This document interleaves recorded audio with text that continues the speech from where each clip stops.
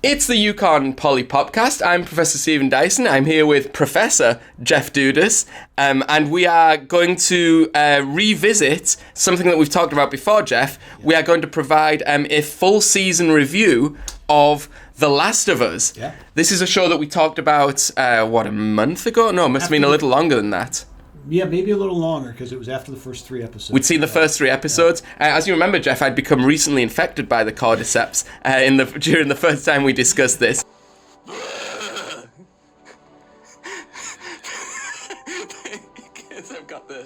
I've got the thing. That was fantastic. Thank you. Like Ellie, you have managed to survive. Well, I think by the logic of the show, I was a clicker at that point. Okay. But I've now survived long enough with the infection that I've become what is known as a bloater, which is a giant, bulbous, fungus-ridden monstrosity. What's weird is it hasn't made any change to my demeanour or appearance, though. So I don't know how that works. But anyway, but there is hope with the cordyceps infection. Okay. Me and Ellie. For you, I mean, not for the show. Yes, yeah, that's true. A show without, maybe without a lot of hope. Maybe that's something we should get into. So I think we're probably not going to revisit the first 3 episodes, but we're going to talk about what's happened in the episodes since. We were both, I think, broadly positive on this show after 3 episodes. I think we both admired the craft. Yes.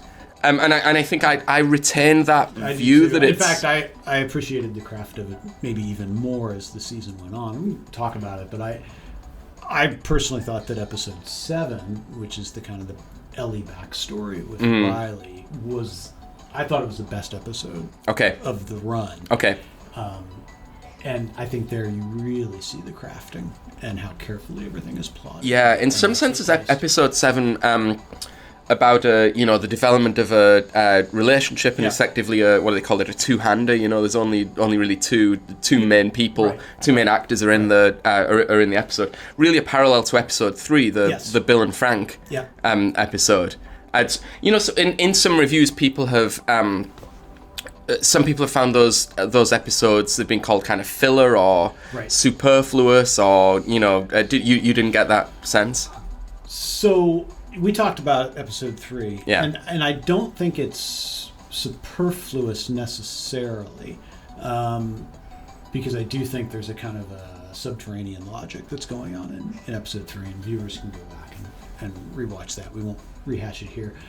But I thought episode 7 was not gratuitous or unnecessary at all. I thought it was quite important for establishing Ellie's backstory, for establishing her motivation.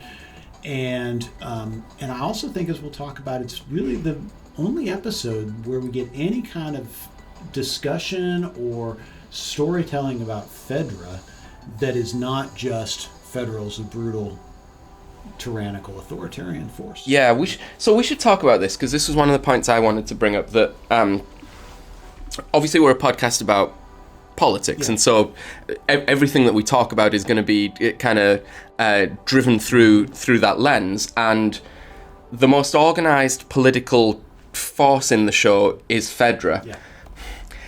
Except we don't see a lot of what Fedra was like. It's mostly illusions or not flashbacks, verbal flashbacks, descriptions of what Fedra was like, mostly from the standpoint of Fedra's enemies. Yes. I have to say, I could have stood for a little more in-depth exploration of what life was like under Fedra, what Fedra thought they were doing. Yes. And it's notable, I think, in that way, that the little bit that we do get from episode 7 about Fedra at the beginning of the episode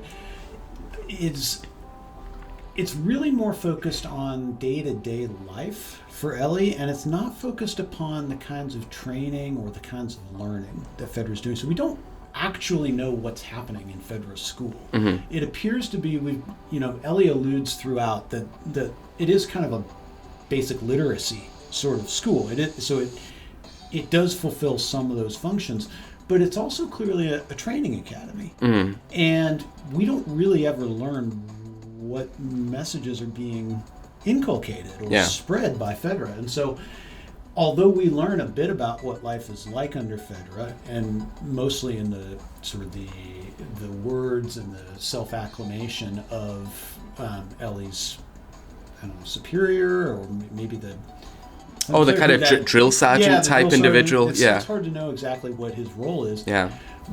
We don't actually hear Fedra ever speak for itself. And it seemed like that there was maybe an opportunity there. Yeah, and it is very interesting. So I think we both listened to at least a few episodes of the accompanying podcast, where the showrunner Craig Mazin and the creator of the game Neil Druckmann described the process of making the show and what they were thinking about.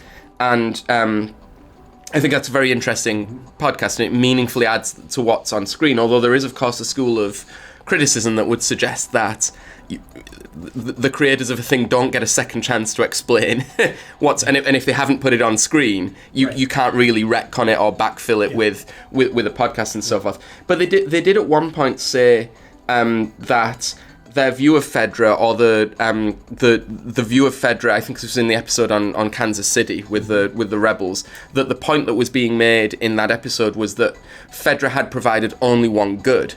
And I think in the way Mazin and Druckmann were articulating it was not enough that Fedra was doing this and did not make up for Fedra's other sins. But the one good that they were providing was security. But security against the cordyceps infection, and only that. Yes. Right? Because in lots of other ways, Fedra is actually breeding its own opposition. Yeah. Right? Yeah. So it's the narrowest vision of secure life. Sure, but it's but in sort of political philosophy, right? That is the first function of government. And in situations where you don't have a secure environment and you don't have sort of a strong civil society and so forth, a minimal government function of providing some sort of basic order is actually not only legitimate but is required. And the absence of that thing, the only thing worse than the provision of a government that is quite sort of ruthless and brutalizing in providing basic security, the only thing worse than that is its absence. Yes, but that's only one minimal vision of what government is to be. Yes. And it's not an uncontested one. There is, of course, viewers may or may not know, there's a much older sort of classical tradition in the genre or the field of political theory that emphasizes the way in which politics is about the collective managing of life together. Right? It's about all of the things that a community does that are intended to help them live together.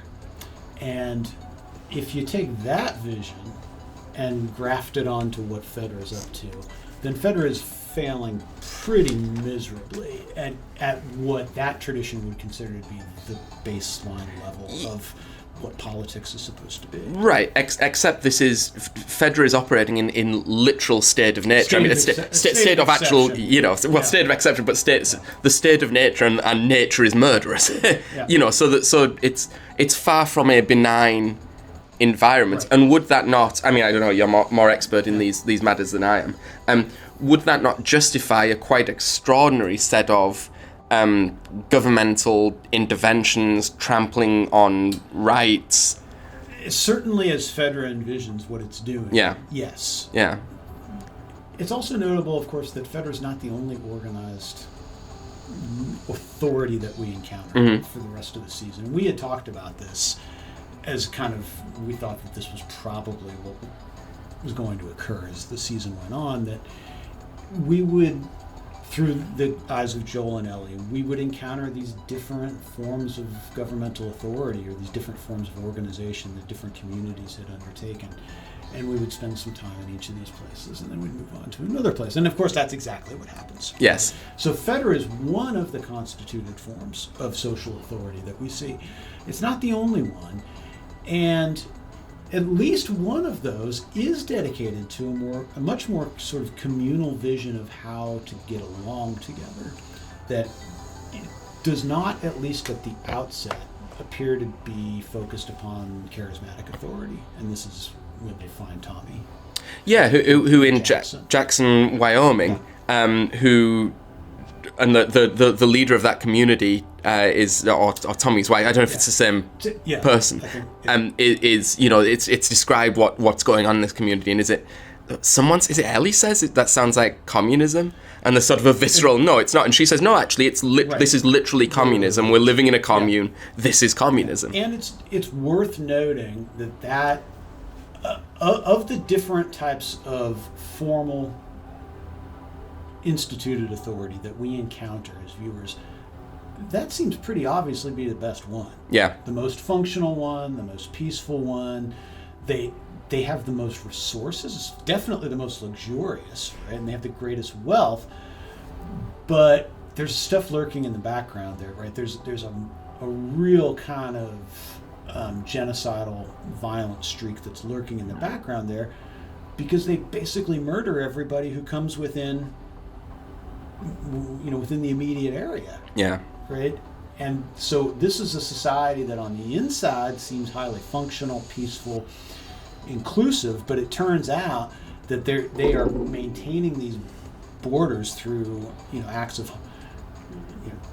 sort of constant homicide, which has sparked terror in the area, because the old couple that we meet in the very beginning of that episode, where we're introduced to Jackson, they're very clearly terrified, right, of all of these corpses that they keep finding just strewn about the countryside, who appear to have been summarily murdered for nothing other than apparently trying to enter this society. Yeah. So that seems like the most functional. It's definitely more functional than Episode 8's, cannibalizing theocracy, and definitely more functional than the kind of rebel society that emerges in Kansas City after the overthrow of Fedra. But even that one, right, which is something that I know we want to talk about, even that form of organization has just buried under the surface a kind of really horrifying reality. Yeah. Right? I think if you were... It seems to me there's sort of an urban-rural thing that's going on in the show, right? There's at one point, the point is made that it's only really the rural areas where you can survive or you can build a community, because the infected are far less numerous than in the rural areas, whereas in the city areas that were just much more densely populated, they kind of overrun everything. And it seems like Fedra is the only possible form of sustainable governance in that. Fedra is an urban form of governance, right? The QZs were all in major cities, and that's where they established all their bases, and they did it in their brutalizing way. But they formed a sort of Hobbesian Leviathan type government. The rural analog to that is Jackson, Wyoming, right? The communism that's only possible, that wouldn't be possible. Surely it couldn't defend itself within an urban environment. Right. Yeah, I guess that's right. On the other hand, I'm thinking that some of the most horrifying acts of human violence that we see occur in the rural spaces. Think about the theocracy, the theocratic society. Think about the way that people are behaving in, I think it's in Denver, where they're supposed to be Denver, where they go to basically to the university. This is where Joel gets stabbed, right? And they encounter these. It turns out that they encounter some of the members of this theocratic society there. But I think that's right. But I think it's not clear to me that the rural area is a place of safety. Okay. Right. And this is also, I mean, again, we have to take seriously the evidence of the testimony of this older couple at the beginning of the Jackson episode, right? That this is actually a horrifying open space, right? Because bodies are, corpses are just strewn everywhere, right? Once you cross this river, right? I mean, they're very clear that this is in kind of a no-go zone. So, I don't know. I think it's tempting to imagine, as you say, that there is this clear rural-urban divide. I'm not sure that I don't know that it breaks up. I mean, there's just kind of an overwhelming pessimism and dour tone about the possibility of organized social authority. Yeah, really in any form. And so it seems to extend across any urban rural. Yeah, so Melanie Linsky's Kathleen, the character is called, her group is the Kansas City group. Apparently Kansas City Fedra had been an especially brutal, I think in Boston they're portrayed as definitely highly authoritarian, running into the problems that all authoritarianisms run into in terms of corruption and so forth. But in Kansas City, they are portrayed as one step at least beyond that. They had, though, if you continue the Leviathan argument, they had provided a highly effective level of security that achieved, one of what must be the major military successes in the ambit of the show, right? Which is they completely cleaned the infected out of visible sight. I mean, not clearly. And as soon as they're overthrown, the infected come back. Yeah, exactly. And Kathleen's group had been locked in what seems to be like a mutually brutalizing status quo or equilibrium with Fedra, and then had finally taken over. That storyline is all resolved in one episode. Yep. The episode with the religious leader, who in parallels to something Bill had said, the religious guy says, I always had a violent heart, but I struggled with it. And then the world ended and it showed me that I was right, that it is actually a very violent... And I think Bill had said, I'd always hated everyone, and then the world ended and, I actually was right to do that, to kind of hold myself apart. He sees cordyceps as like his new god, right? That it's this violence, elemental force that does biblical things, right? It multiplies, it's very fruitful. And he also, as I recall, the monologue that he's giving at this point to Ellie, he thinks of it, he actually values it more than human forms of brutality because it lacks intention, right? And so there's no viciousness or sadism, right, into the types of violence and control that the fungus exercises. Yeah. So but again, we're kind of introduced to that community and leave them in one episode. Yeah. I mean, what did you make of the pacing and the depth of the political ideas that are explored, that are maybe allowed by that pacing? So I think it's a dual-edged sword. On one hand, I think the pacing of the show is one of its great strengths, because as soon as you start to get the sense as a viewer that you've seen enough of a place, or you've gone too far away from the main attraction of the story, which is Joel and Ellie's growing relationship, as soon as you start to get the sense that you've had too much, you're done. So it's really perfectly paced in that way. And I think that it's 9 episodes. I would argue that it should not have been fewer than 9 episodes. I think that's just about exactly right. And so it's the great strength of the show. It gives it a kind of a compulsive watchability. It's the thing that after having done the first 3 episodes, and I was not sure how much I was going to watch or if I would continue to watch, it was the pacing that brought me back, right? Feeling like this was an exceedingly well-crafted story, which we did talk about in the first video as well, and that a lot of the craft has to do with the pacing and never kind of allowing the viewer to get to a sense of, okay, I've seen enough of this, I wish this storyline would end. On the other hand, it's exactly as you say, that this pacing is problematic because it doesn't spend any meaningful time actually exploring the different models of political authority that we encounter. We are introduced to them. We're introduced to them in a way, as you had mentioned before we started recording, that tends to be pretty stereotypical. And then as soon as we get a sense that the stereotypes are actually correct, we're gone, right? So what are the stereotypes? Well, with the Revolutionary Society in Kansas City, it's this kind of brutal set of revolutionaries who don't actually believe in the things that they claim to believe in, but are instead basically interested in establishing the same sort of violent order, but just one that benefits them as the one that they putatively were opposed to. We go to the cannibalistic theocratic society. Well, here, what do we get? Which would be an excellent name for a covers band, by the way. Yeah. Cannibalistic theocratic society. We should copyright that. Right. What would you cover if you did cannibalistic theocratic society? Well, I mean, there's got to be some Sex Pistols. Yes. Maybe some death metal kinds of things that would work. I think it's a winner. It could be. It's something worth thinking about. Absolutely. But we get to that society, and what do we get? Well, we get the corrupt and vicious charismatic leader, right? Who doesn't actually, is not actually somebody who believes in what he's saying. It's really just about satisfying his own desire, his own bloodlust, literally his own bloodlust. So we get just enough in these places to confirm what we sort of probably expected was going to happen anyway. Very little in the way of character development, very little in the way of exploring what these societies do well or don't do well.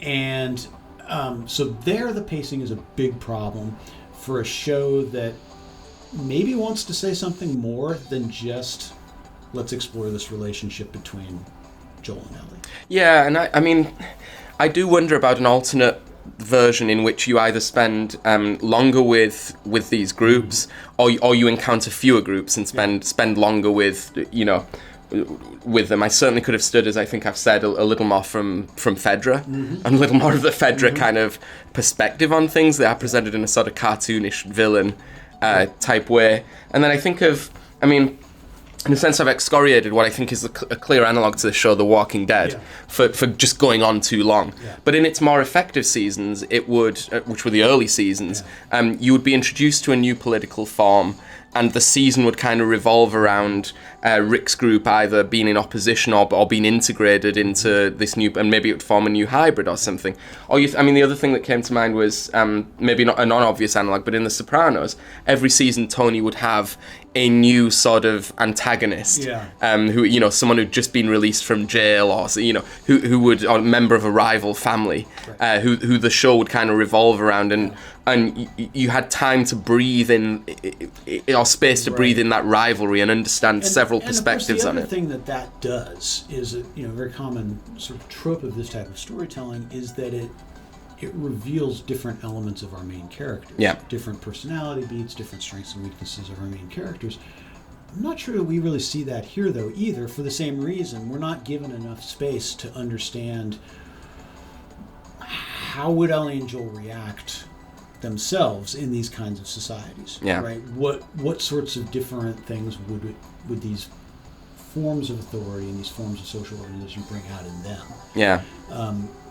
I guess the obvious exception to that might be, the theocratic society reveals a kind of streak of brutality and unsentimentality in Ellie that maybe is different, right, than what we've seen, although I think we have good reason to believe by the time we get to season 8 that we know who Ellie is. Yeah. Right? I mean, were you surprised that she acts in the way that she does? No, that she's extremely effective and all the rest of it. No, I'm not. And she's... Well, her whole life, as we see from the flashback at the start of the, was literally born amidst this violence. Right. And then her formative relational experience, which is shown to us in the Mal episode, ends in kind of brutal tragedy as well. I mean, I didn't think she was this incapable neophyte who would collapse at the first sight of blood or whatever. And so that episode doesn't bring out a new element of her character. At least, I think, if you're paying close attention. Yeah, and if you think of a lot of political change or political process as kind of thesis, antithesis, synthesis, we're often presented with thesis and antithesis. Mm-hmm. But then one side, the thesis just destroys the antithesis with no change, you just kind of move forward. The antithesis was so obviously and clearly both completely wrong, and so easily and completely dispatched, never to be heard of again. That the creation of hybrid forms or ideologies perhaps doesn't happen in the way that would have been one alternative direction for the show to go in. Right. Yeah. I wonder if we should take a quick break and then come back and talk about maybe the politics of the show as a whole, or rather, let me rephrase that, the attitude of the show towards the very idea of politics, and perhaps also Joel's politics. There are a few allusions there that I think are quite interesting. Yes. Okay. And we're back. So I would like to put a quote to you from Joel, and it's from episode 6, and I want to see what you make of this. There's some sort of discussion going on between Joel and Ellie that's about politics. Caught my interest. And Joel says he's describing politics before the fall, before the rise of cordyceps. Joel says, back then there were two main ways of looking at things. Some people wanted to own everything, and some people didn't want anyone to own anything at all. Yeah. I just did my job. Right. What are we to make of this as a summation of human civilization in the 2000s? Yeah, and as I say, it's a strange and I think pretty inaccurate perception of. I mean, remember, this is supposed to be immediately after 9/11. Yeah. Right, is when the show begins. So we have to imagine that Joel's talking about the late 1990s, the very early 2000s. And he seems to be suggesting that there's this kind of, massive competition between, robber baron ultra capitalists and full-throated populist communists, and that these were the two positions, and that is just not. It's not even close to being accurate, right, for its time period, right? It's not in the United States or in the United Kingdom either. Right. I mean, these are the years of third way centrism, yes. Clinton, Blair. Yeah, and massive technological innovation. This is when you've got the tech industry that's really rising. It's a broad celebration both of that technology and of the people who are making it. Yep, and it's also a high era of globalization. And I think we said in the last video that the show is incredibly suspicious of globalization. Right. Yeah. So it's such a strange statement because it sounds like the moment in which our show writers are importing their contemporary visions and trying to put them in the mouths of our main character, but in a way for a show that really, I think, wants to lean hard into this periodization, right? It's very strange that the showrunners have so described this part of American reality in a way that seems so highly inaccurate. I wonder whether they're trying to think themselves into the position of Joel the contractor, Joe the plumber, right? When there's this kind of, I don't really get involved. I just do my job. I don't get involved in politics. Right. My understanding of politics is that there are absolutely crazy extremists, and no one else. Yes. I am a privately oriented.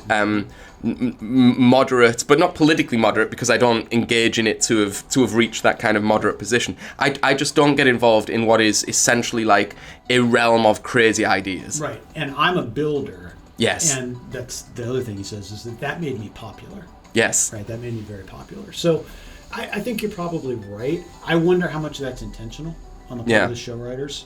I mean, I think presenting Joel as this kind of everyman character that has a long lineage in American storytelling is intentional, but they've got the politics all wrong. In other words, of the era that they're presumably they're speaking of, but it does set up this kind of.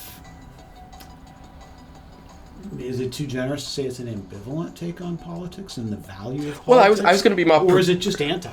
I was going to be more provocative. I was going to say this show hates politics. Yeah. Right? The sensibility in this show is that politics, if taken as the attempt of groups of people to form a society and to resolve collective problems according to some version of the common good, accepting that you're not always going to get your own way, and that decisions are going to be made that are maybe not in your immediate personal or group interest, but that everyone benefits more by politics than by its absence. I'm not sure the show believes that. I think it has a different sensibility. I think it's a very interior, privately oriented philosophy. So Joel is a complete rejectionist of politics and what is valorized. Joel is a heroic character. What is valorized? It is the self-reliance of the handyman who's capable, and of course his capability ranges from he can fix your taps or whatever. What did he do? He built houses, something. He's a contractor. Yeah, he can fix your drywall, and also, should the circumstances allow for it, kind of handily kill your enemies. And these are sort of that, because that's what handymen do, right? They're just omnicompetent people. All of the political forms, as we've discussed, that were presented with, all of the attempts to have a collective political form, Fedra, the cannibalistic theocratic society, tremendous band, the religion. Are they ever given a name, the religious people? No, sorry, that is the cannibalistic. I'm thinking of the rebels in Kansas City. They're just Kansas City rebels. Yeah, Fireflies, they're Kansas City Rebels. Yeah. Sounds like a NFL franchise, by the way. Kansas City Rebels. Yeah. But anyway, all of these groups are presented as just bad. Right. They have bad ideas, don't act in the way they're supposed to, don't provide any real public good, and they're sort of dispatched within the course of one episode. So what political vision is really offered? Well, the other thing, it's not just Joel who's politically innocent. It's also Ellie, right? Ellie is politically innocent entirely. The only episode in which we see her, other than this very short dialogue that you began the section with, the only time that we see her articulate anything at all that's vaguely political is in the flashback episode when she's in the mall with Riley. And they're kind of discussing the merits of the Fireflies. And it's notable that Ellie is not persuaded to join Riley as a Firefly. In fact, Ellie's whole pitch is to get Riley out of this political commitment. And she turns out to be effective, until the denouement, I suppose, of the episode. So this is a story of two political innocents, and the show seems to be telling us that this is the best that you could do. These two people, no matter what else we know about them, what we do know is that they're both highly competent at navigating this post-apocalyptic landscape. In fact, hyper-competent at doing so. And in a way that none of the actual attempts to navigate the post-apocalyptic society that are communal, right, as you said, that are not individualistic, none of them are successful in this way. Even Jackson, which, as I say, there's just a kind of a dark undercurrent of dread, I think, that's presented in that episode. It's notable that all the decisions, it seems to me, have already been made. There doesn't appear to be any discussion about how they're going to do stuff. They've just all decided. It's really unclear the role of Tommy's wife, the kind of the leader of. It's really unclear what that means. She seems to be in charge, and although she, there's a lot of royal we kind of stuff in here. She seems to be suggesting that everyone has agreed and everyone gets along. That's not generally how things work, right? And the show has already given us an analog situation that is supposed to be in the name of the collective, and actually we've got a cannibalistic, charismatic leader. Yeah. So I think there's these dark undercurrents of dread even in that society, which at first blush might seem to be, almost a paradise, right? And then when you add that in with the evidence from episode 3, which we talked about extensively in the last video, which is explicitly a non-political society, right? Yeah. One that is very much built upon bonds of sentimentality and love and is thriving, right? Then I think that's outright. It's not just that this is a show that's skeptical of politics or ambivalent about politics. It does seem to be one that's telling us that the politics you're getting in this kind of post-apocalyptic society are worse than facing the cordyceps invasion. Well, and by extension, and sometimes explicitly, so are the politics we live in, that were prior to the cordyceps. Yeah. There is. So on the podcast at one point, Mason and Druckmann had an exchange about what the show's really about, and they said, well, it's really about love. Yeah.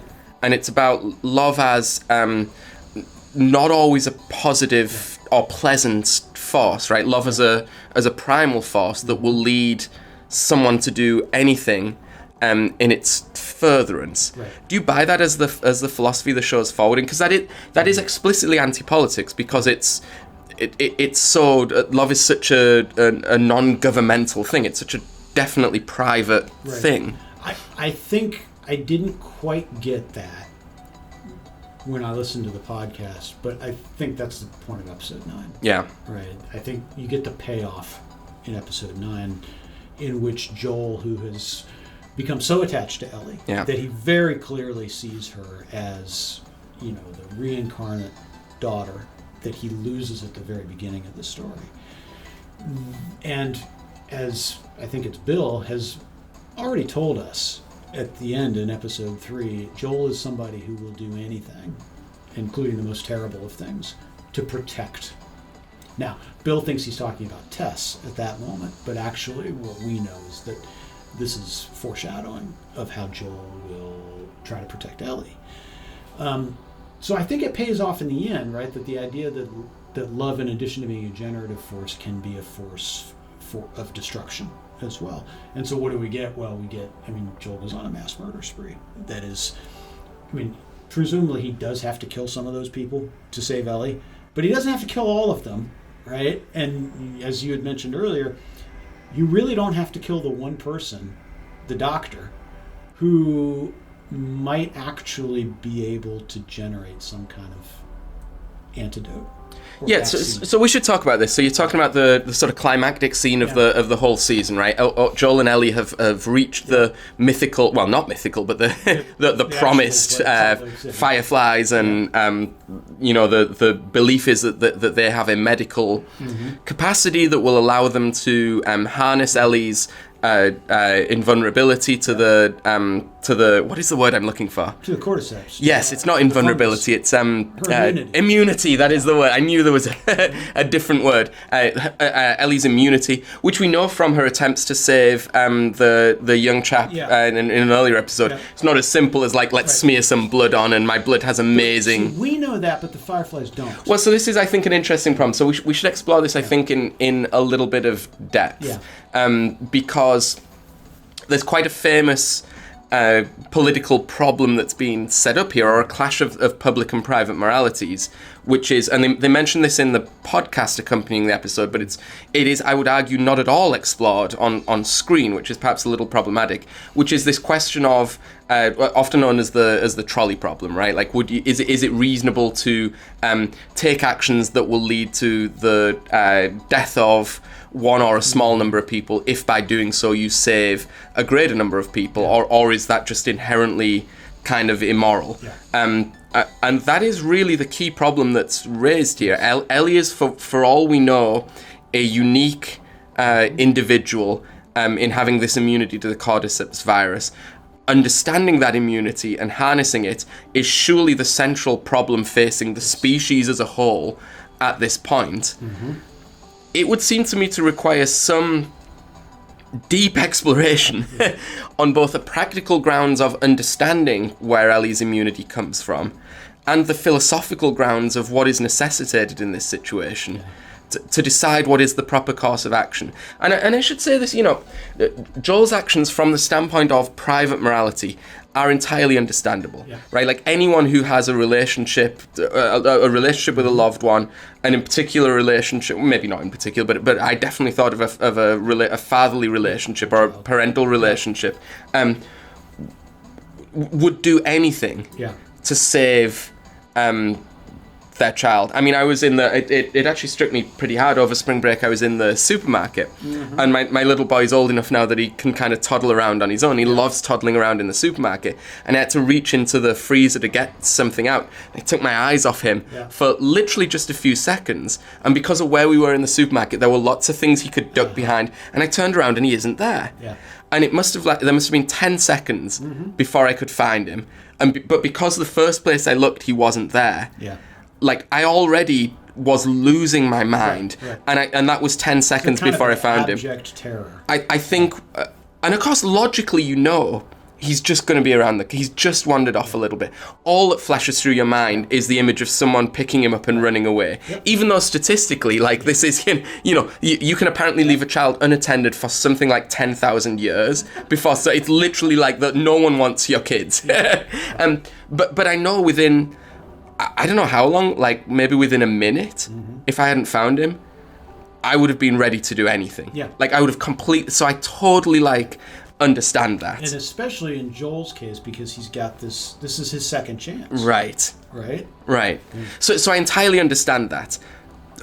The point of politics and the point of wider concerns is that they operate on a different moral calculus from those kind of elemental private concerns. This is why you have things like policies in any institution where you stop family members from having authority over one another, because it's not a matter of being an ethical person, it's that I literally cannot act in a disinterested way, nor would any reasonable person or place expect me to act in a disinterested way towards a family member, because that is the realm of the public and the political, and not the private. It surely requires some more in-depth exploration of Ellie's particular situation than the show gives us. I understand why Joel doesn't give us that, but I don't understand why the show doesn't give us some more on that. I think it's very strange. And I agree entirely. It's so bizarre how the Fireflies immediately decide that Ellie's going to have to die. That the only way to make a virus here, to make a vaccine, is to remove her brain. Yes. What is that going to achieve? Are they going to like experiments or tests? Regrow it in a petri dish or so? Like have people eat it, or what is the mechanism by which this would? I mean, it's a crazy thing to have to accept, and so you can understand why Joel is like, what do you mean? You're not doing that. Like I literally just woke up. Right. Like, so how long has she been there? Like it can't be more than a couple hours. Yeah. Right. And so it's so strange, and this is the one pacing issue that I have with the entire season. They had plenty of time. There are no time limits in HBO world, and especially in streaming HBO world. There are no time limits on these episodes. They have to fit in commercials here and there, and other episodes are significantly longer than that final episode.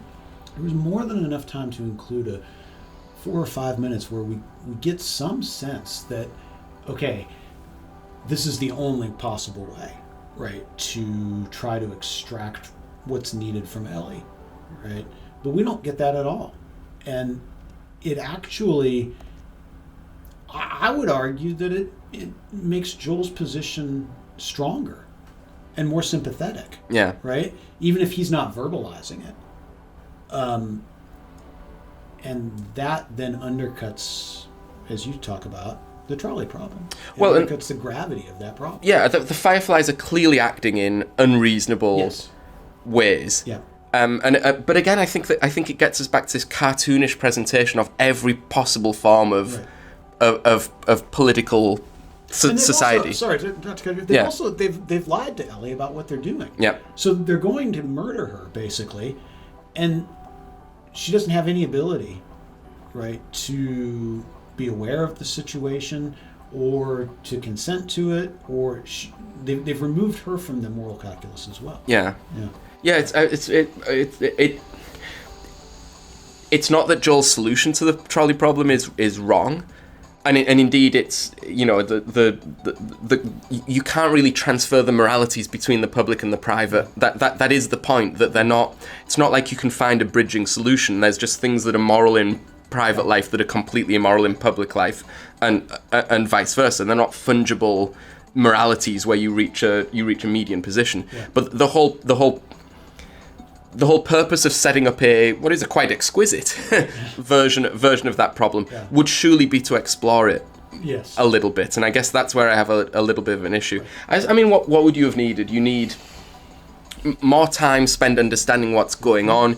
There's various ways you could have an exploration. I mean, maybe this doctor's like a total quack, right? Like he's presented as a brain surgeon. Yeah. I mean, objectively, how many brain surgeons do you think are still alive? Like, for Joel just to summarily execute this brain surgeon seems to me to really put Joel in the realm of public morality, very clearly in the wrong. Mm-hmm. But if we'd had some sort of understanding that actually this was a crazy doctor, he didn't know what he was doing, he'd gone mad in some way, it wasn't going to work. And by the way, a brain surgeon is not the same thing as a virologist. Right. Right. Why is anybody trusting a guy who knows how to operate on a brain to be able to make a vaccine?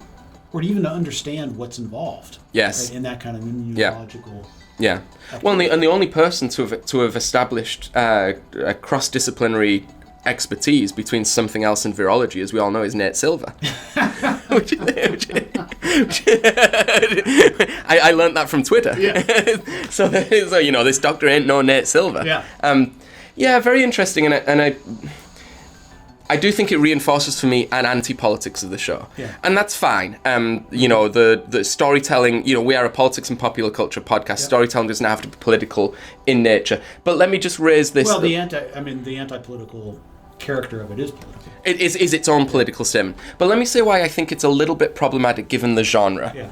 Given that we're operating in, what would you call it, like horror/science fiction, or we are at least it's kind of the dystopian. Yeah, but we're operating in a world which has been intruded upon by a novum, right? By a development that fundamentally reorders the operations of the world, and the novum in this case is the cordyceps infection, and all science fiction and fantasy operates on this basis. Something has happened which changes things.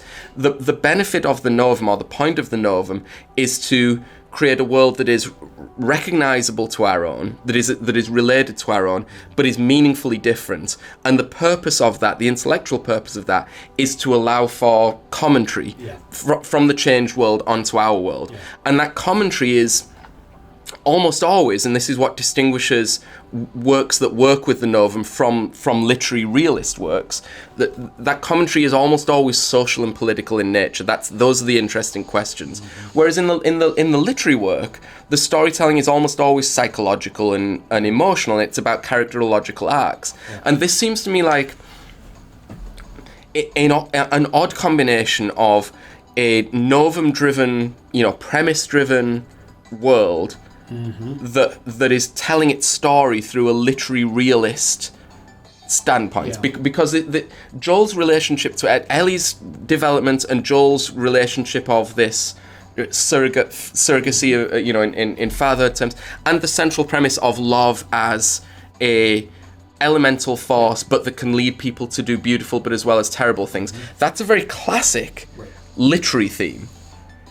It is, I would say, not a comfortable theme for a novum-driven extrapolation. It's sort of a crossing of genre here, that's created a little bit of an oddity that I think we might have called anti-politics in this show. Yeah, and it's especially, I think that's especially notable, that tension, when we don't get a conclusion that points to any kind of hope. Yeah. It's one thing to have a story that is primarily focused, as you say, on interior matters and, sentimental individual relationships. But it's another thing to have the focus entirely there and it not seeming to lead to anything. And I don't want to say too much about the second video game, which I presume is... You've looked into spoilers. ...template for Season 2. But I think that if the show sticks to the story beats of the second iteration of the video game, this is just going to be a dynamic that becomes even more pronounced. Yeah. Because it's not clear what any of this, if anything, is building towards. It's not clear. The story seems to want to set up Ellie as a kind of transformational, redemptive figure, and not a socially redemptive figure, almost Christ-like in a certain way. But then it doesn't pay off on that at all, and that's fine. But if it's not going to pay off on that, you would want other stuff too. Yeah. Right. You would want more in-depth explorations of social organization. And a more thorough and incisive account of what happens when, the strengths and the weaknesses of different forms of human order and authority. Yeah. So I agree, there's tension here about the type of story that's being told and the structure that's being employed to tell it. Yeah. So I think we should say that, whatever tensions we've explored, or even reservations we've expressed, I see us coming from the purpose of our podcast, right? Which is to explore things through a politics and popular culture lens. maybe we should just talk about our evaluation overall rather than just tease people, have them guess what we think of it. I mean, this is a show that I enjoyed, that I watched. I should say that, to have watched a full season of something and engaged in it and took notes on it puts it in the top X% of, things that would ever appear on a streaming service. I mean, the craft is really beautiful. I think that I was trying to think, what are things that I actually really did like. I thought that some people have complained, well, you don't see the infected enough. I actually think that's been good. I like the way that they've just appeared at key moments. Well, as we've talked about, it's not the point. It's not the point at all. The infected are just the MacGuffin. Yeah, right. Exactly. But you again, to keep going back to Walking Dead, there were episodes of that show where there was clearly a quota. Right, so something was happening, the story was going in this direction. They have to kill 10 zombies, otherwise it's not. People are going to complain there wasn't enough gore, and they do that, and then they return to the story. And Last of Us, I think, has been quite tasteful in the way it's deployed the infected. I think, Joel seems to me a very compelling and believable character. He seems to have a lot of depth. Like, I fully believe that he did hideous things that keep getting alluded to. He's sort of capable in a way that I think is convincing. I find him very believable, and the way he acts to be sort of quite believable and understandable. It's a good show. I'm looking forward to the second season. I'm definitely going to keep watching. I agree. I don't regret spending time with this show, and sometimes you do. Right? Often. Sometimes you commit to, particularly these kinds of streaming shows that catch something about the popular zeitgeist and become talked about a lot.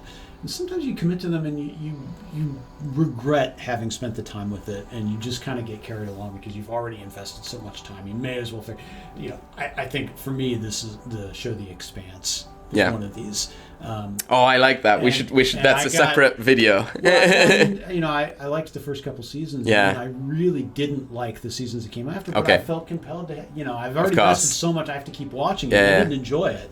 I don't feel like that with The Last of Us. I think it's an extremely well constructed story.